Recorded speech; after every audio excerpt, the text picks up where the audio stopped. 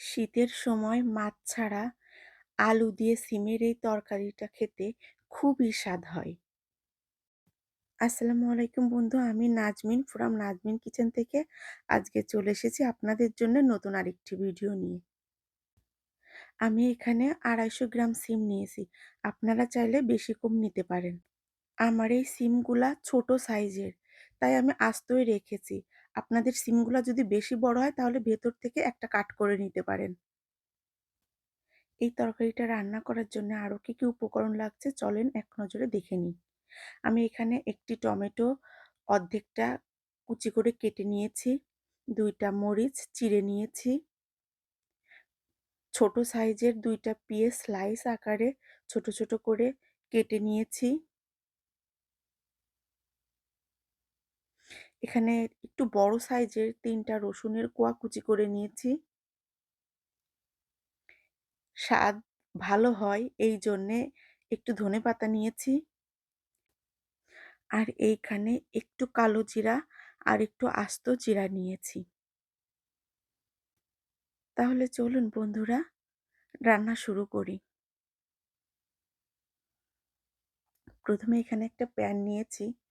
সেই প্যানে একটু সয়াবিন তেল দিয়ে নেব। আমি এখানে সয়াবিন তেল ইউজ করছি। আপনারা যদি চান তাহলে কিন্তু এখানে সরিষার তেলটাও ইউজ করতে পারেন। তেল একটু গরম হলে এখানে আস্ত জিরে এবং কালো জিরাটা দিয়ে ভালো করে নেড়েচেড়ে তেলের সঙ্গে মিশিয়ে নেব। কালো জিরে এবং আস্ত জিরেটা একটু ভাজা হলে তার ভেতর পেঁয়াজ কুচিটা দিয়ে দিব এবং একই সঙ্গে রসুন কুচিটাও দিয়ে দিব। তারপর এই পেঁয়াজ কুচি এবং রসুন কুচি এগুলা তেলের সঙ্গে ভালো করে মিশিয়ে নাড়াচাড়া করব। পেঁয়াজ এবং রসুনের কালার একটু পরিবর্তন হয়ে আসলে তার ভেতরে আমি কেটে রাখা সিমগুলো দিয়ে দিব। তারপর আলুগুলোও দিয়ে দিব। এখানে আমি একটা আলু স্লাইস আকারে কেটে নিয়েছি।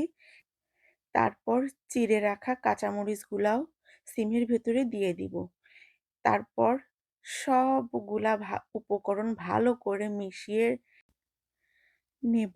আর স্প্যাচুলা দিয়ে উল্টে পাল্টে পেঁয়াজের সঙ্গে সিমগুলা ভালো করে নেড়ে দিব। আর রান্নার এই পর্যায়ে এসে আমি ঢেকে দিব যাতে সবজিগুলা একটু সেদ্ধ হয়। রান্নার এই পর্যায়ে ঢাকনিটা উঠিয়ে আমি একটু লবণ দিয়ে নিব। তারপর একটু হলুদের গুঁড়া দিব। আর তারপর এখানে অল্প একটু শুকনা মরিচের গুঁড়া আমি অ্যাড করব। তাহলে কি হবে, শুকনা মরিচের গুঁড়াটা দিলে রং এবং স্বাদ দুইটাই খুব ভালো হবে। তারপর শুকনো মশলাগুলোর সঙ্গে সিম আলুটা খুব ভালোভাবে বারবার নাড়িয়ে চাড়িয়ে মিশিয়ে নেব। এখানে বন্ধুরা দেখতে পাচ্ছেন কিছুটা পানি এসছে। আসলে সিমে অনেক পানি থাকে। সিম একটু জাল হওয়ার পরে পানি ছেড়ে দেয়। তারপর আমি এখানে যে টমেটো কুচি রেখেছিলাম সেই কুচিগুলা সিমের ভিতরে ঢেলে দিব। আর তারপরে এই সিমের সঙ্গে আবারও টমেটোগুলা ভালোভাবে নেড়ে চেড়ে মিশিয়ে নেব। তাহলে কি হবে, টমেটোটা একটু গলা গলা ভাব হবে, সিমের সাথে সুন্দর করে মিশে যাবে আর খেতেও খুব টেস্টি হবে। ভালোভাবে মিশিয়ে নেওয়ার পর আমি এখানে সিমটার ঢাকা দিয়ে বেশ খানিকটা সময় কষানোর জন্য রেখে দিব। ১০ মিনিট পর এসে ঢাকনাটা উঠালে দারুণ একটা স্মেল আর দারুণ একটা কালার চলে আসে। বন্ধুরা আপনারা দেখতেই পাচ্ছেন যে তরকারির কালারটা কিভাবে চেঞ্জ হয়ে গেছে এবং কি দারুণ রং এসেছে। এই রান্নাটা করতে কোনো ধরনের বাটা মশলার কোনো প্রয়োজন হয় না।